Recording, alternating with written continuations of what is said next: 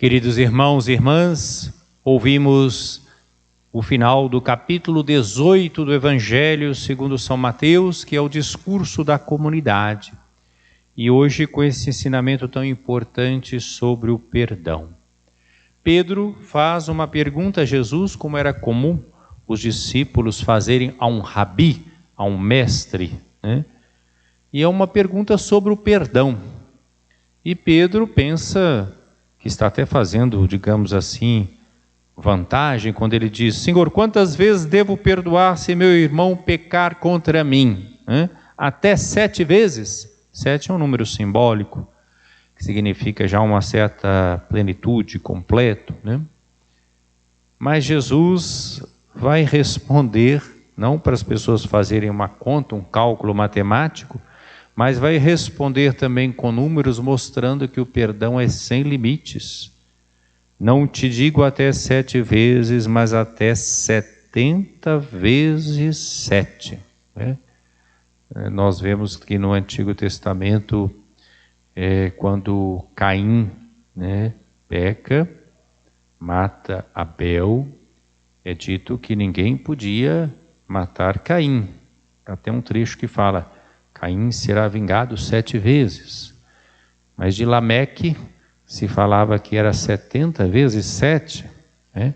Aqui Jesus está mostrando então como a misericórdia de Deus, o perdão de Deus, ele não tem limite. Não te digo até 7 vezes, mas até 70 vezes 7. Né? E aí, depois Jesus conta essa história, essa parábola. 2 devedores, mas 2 credores diferentes. Um devia uma fortuna impagável, né, ao seu patrão.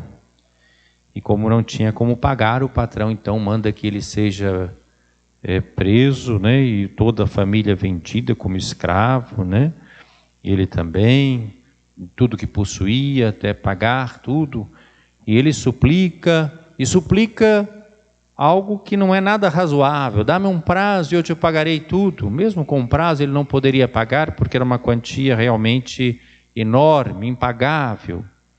Mas o patrão tem compaixão e perdoa tudo. Veja bem, não é que ele acreditou na argumentação do empregado, de que com o tempo ele pagaria. Ele perdoou por compaixão. Qualquer um que ouve essa história pensa, esse que foi perdoado é alguém que é afortunado, não é? E é claro, deve se transformar numa pessoa também capaz de ter compaixão com os outros. Mas Jesus capricha na parábola, né? Todos os detalhes, para mostrar que é algo que é muito importante que ele está ensinando hoje. Ele diz que logo que ele saiu, ele encontra um que devia uma ninharia, uma quantia irrisória. E o comportamento é exatamente o mesmo: paga o que me deves, né? E ele suplica, pede um prazo. Esse era razoável, dar um prazo, porque a quantia era pequena, né? E não aceita e manda colocá-lo na prisão. Com isso, Jesus está denunciando o nosso comportamento muitas vezes hipócrita. Nós queremos ser perdoados, mas nós somos intransigentes com os outros. Nós somos incapazes de perceber a necessidade do outro, de ter compaixão e misericórdia. Queremos ser atendidos nas nossas necessidades, mas não conseguimos enxergar as necessidades dos nossos irmãos. Não conseguimos enxergar o outro como irmão, né? Isso é levado ao patrão, que então diz, né, empregado perverso, né? Eu perdoei toda a dívida porque tive compaixão. Tu não deverias também ter compaixão? Veja, essa palavra vai aparecendo. Compaixão é uma palavra que é própria de Deus. É claro que esse patrão, né, do primeiro que devia essa soma imensa, é figura de Deus. É preciso que todos nós tomemos a consciência de que somos devedores de Deus, a Deus. E uma dívida impagável.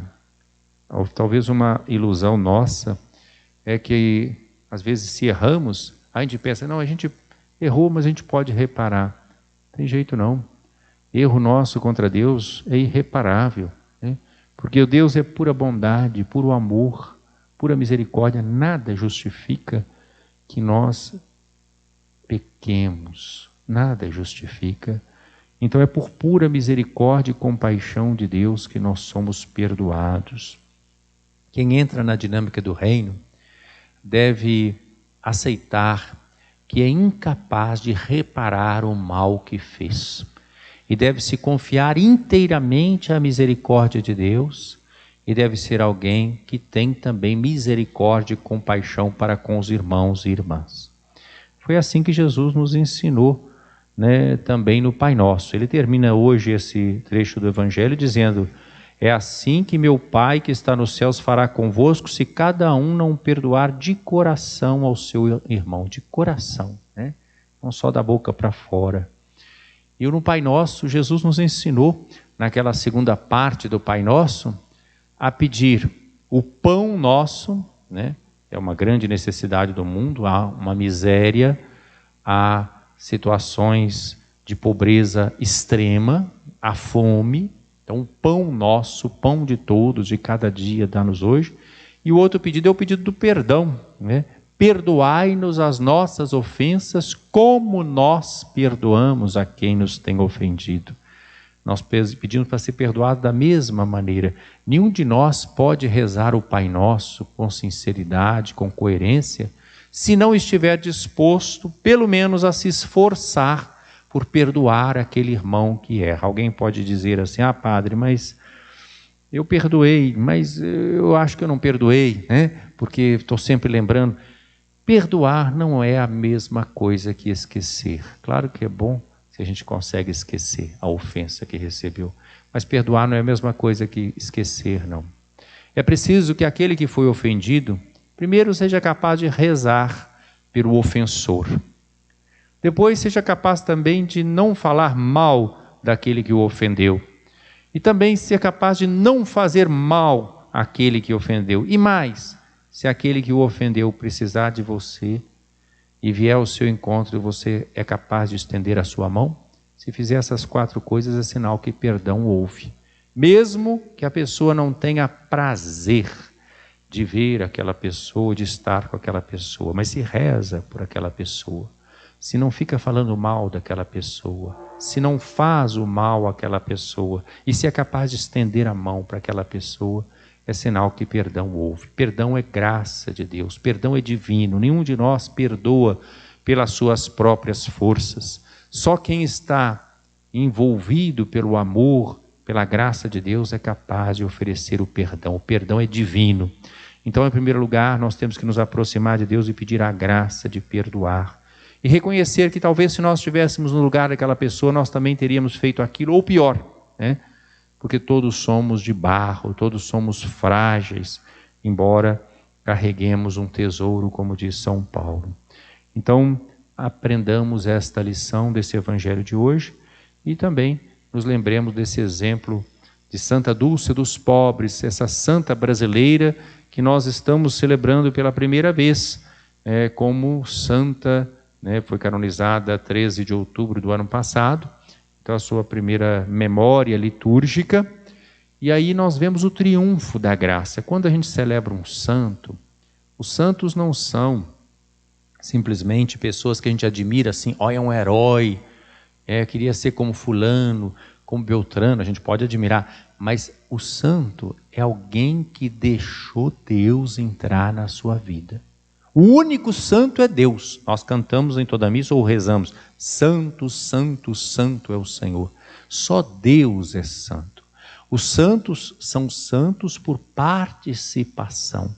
São pessoas comuns como nós, de carne e osso, mas que deixaram Deus entrar em suas vidas e tomar conta das suas vidas e orientar a sua existência. Santa Dulce dos Pobres era uma religiosa franzina, frágil, E, no entanto, ela podia já simplesmente ser uma religiosa, observando aqueles seus compromissos religiosos, já estaria num caminho, digamos assim, da santidade, mas ela, de tal forma, ela se abriu à palavra de Deus, se abriu ao Espírito Santo que ela foi querendo encarnar na sua vida, na concretude da sua existência, do seu tempo, dos desafios concretos que ela enfrentava, a vontade de Deus. Então ela via aquela situação dos pobres, né? E ela, embora frágil, vai dentro da sua congregação abrir um espaço maior ainda para a acolhida daqueles pobres, pobres de rua, enfermos, né? Conta-se a história lá na casa religiosa em que ela vivia. Ela depois precisou de usar até aquele espaço que era do galinheiro para ser transformado num espaço de acolhida de enfermos. E a obra dela vai crescendo, ela vai enfrentando dificuldades, não é tudo fácil. Às vezes a gente admira o santo, mas a gente esquece que ele passou pela via dolorosa no seguimento de Jesus, incompreensões, críticas, né? Proibição, irmã não pode fazer isso aqui, né? Implicância de uma ou de outra pessoa, de autoridades, né? Enfim, outros ajudaram também, né? É uma vida de luta. Há casos mesmo em que ela às vezes está ajudando até uma pessoa necessitada e vai oferecer alguma coisa e a pessoa então retruca, né? Conta-se que ela foi levar uma vez um alimento, né, para um pobre e ele não quis, julgou nela, né, aquilo ali. Ela foi, limpou tudo e foi lá, buscou outra coisa que ele aceitasse, né? São coisas de santos, né? Então, a Santa Dulce dos Pobres é para nós um exemplo. Não é à toa que na campanha da fraternidade deste ano, que tivemos como tema exatamente a parábola do bom samaritano, houve essa grande inspiração. É só você se lembrar do cartaz da campanha da fraternidade deste ano, que mostra a Santa Dulce dos Pobres lá em Salvador, né, num cartaz estilizado, com aqueles pobres que ela está procurando acolher aqui na nossa igreja paroquial. Ficou e está até hoje, né? O cartaz ali, viu, sentiu compaixão e cuidou dele, que é o trecho da parábola do bom samaritano, e a figura da irmã Dulce ali junto com os pobres, acolhedora de todos. Que ela interceda por nós, que nós sejamos então capazes da solidariedade para com os que sofrem, com os que passam necessidades, e que nós sejamos capazes de solidariedade e perdão para com aqueles que erraram, que cometeram o pecado. Nós não somos melhores do que os outros. Assim como queremos ser perdoados, ofereçamos também o perdão. Santa Dulce dos Pobres, interceda por nós, para que sejamos fiéis seguidores de Jesus Cristo. Louvado seja nosso Senhor Jesus Cristo. Para sempre seja louvado.